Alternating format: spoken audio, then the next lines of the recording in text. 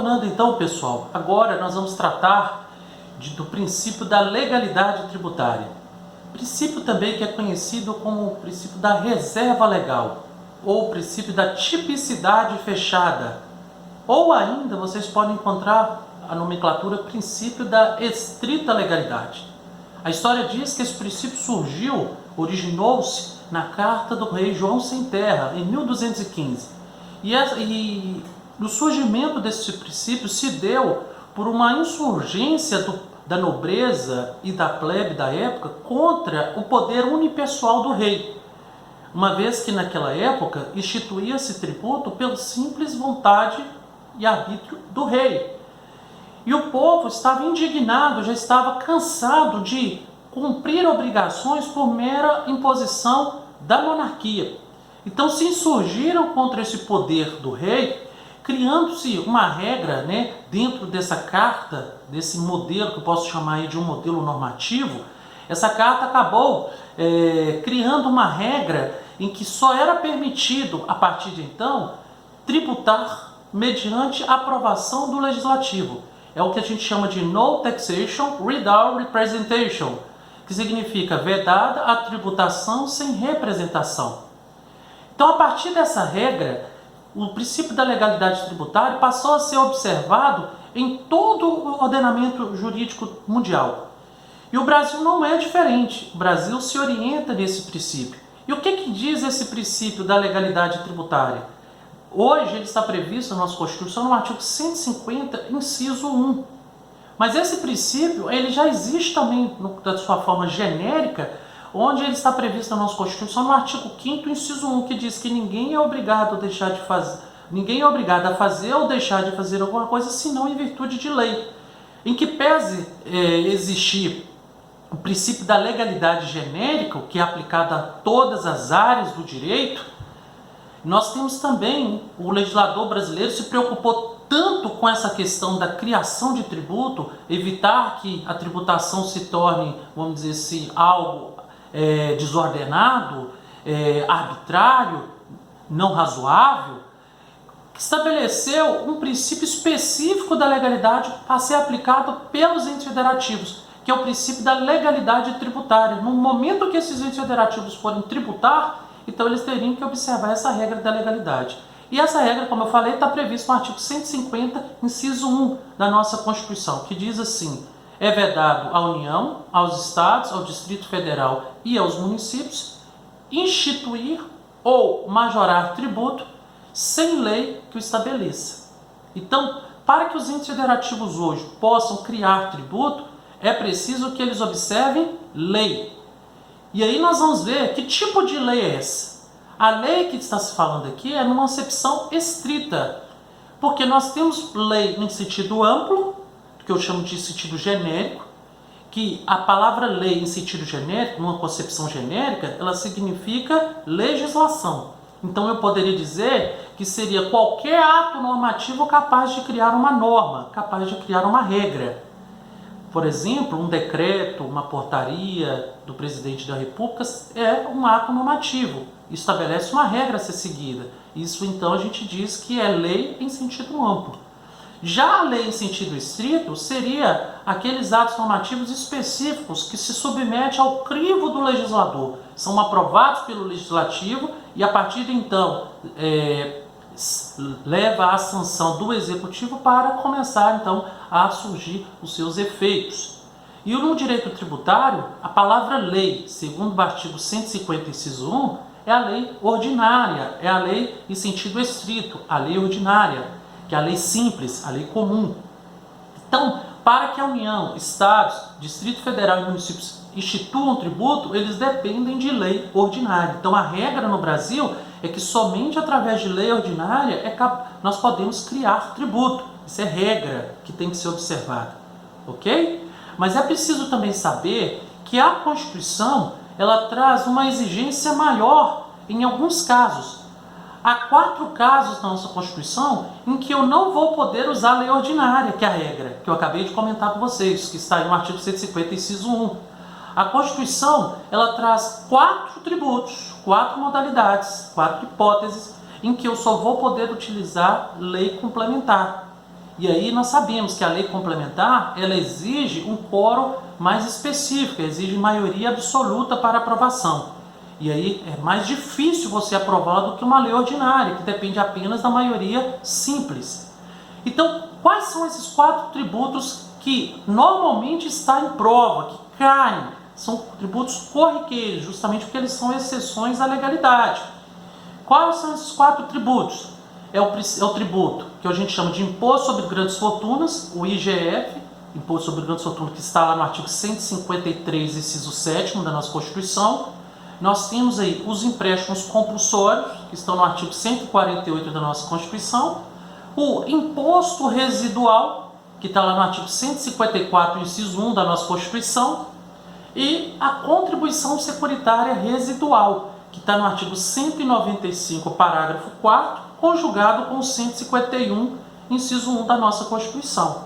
Esses 4 tributos são exceções ao princípio da legalidade. A regra, na verdade, são exceções à regra da legalidade, que a regra da legalidade é o uso de lei ordinária. Porque esses 4 tributos vão depender de lei complementar, porque expressamente a nossa Constituição exige lei complementar. Então você deve lembrar, regra, uso de lei ordinária, ok? Exceção, os casos que a Constituição excepcionalmente exigir lei complementar. Então são para esses 4 tributos que a gente citou.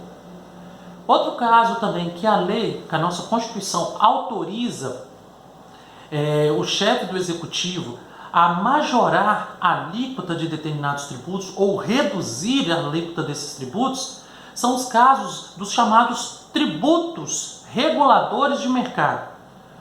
Como acabei de dizer, o princípio da legalidade exige que tanto para criar quanto para majorar, nós dependemos de lei ordinária.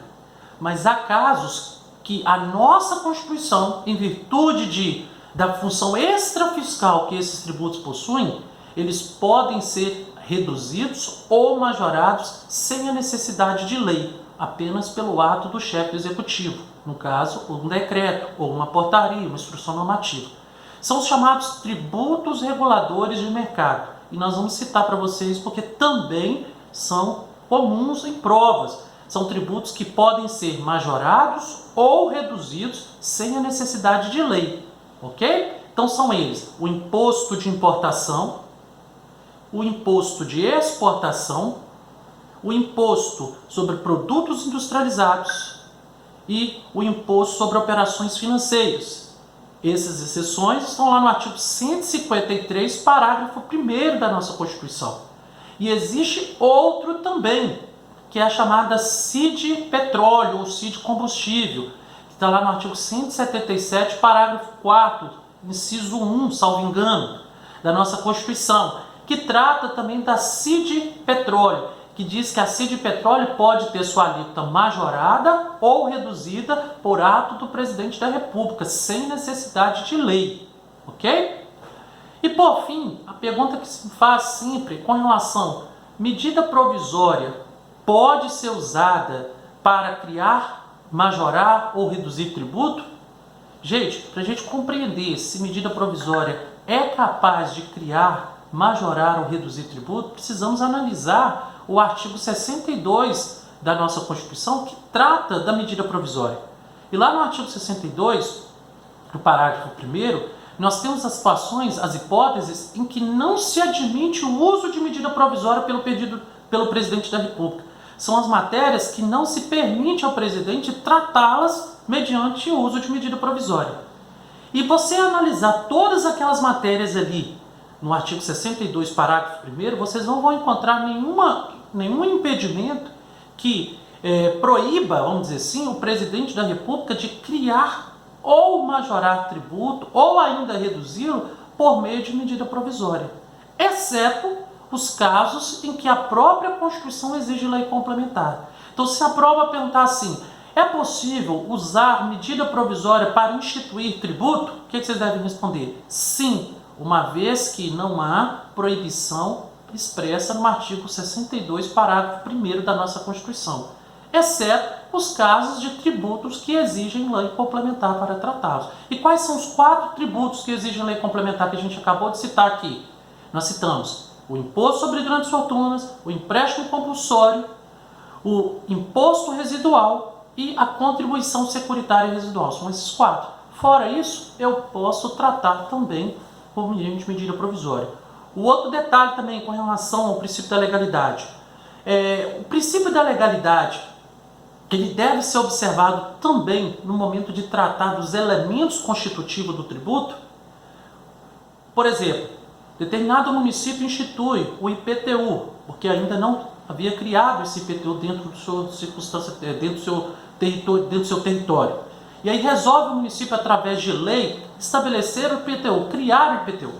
Porém, a lei que foi utilizada para criar como veículo de instituição não tratou dos elementos constitutivos, base de cálculo, fato gerador, alíquota, sujeito passivo, sujeito ativo, multas, forma de incidência, enfim, não tratou desses elementos constitutivos. Será que o prefeito, por meio de decreto, ele pode tratar esses elementos constitutivos? Ele pode regulamentar esses elementos constitutivos por meio de decreto?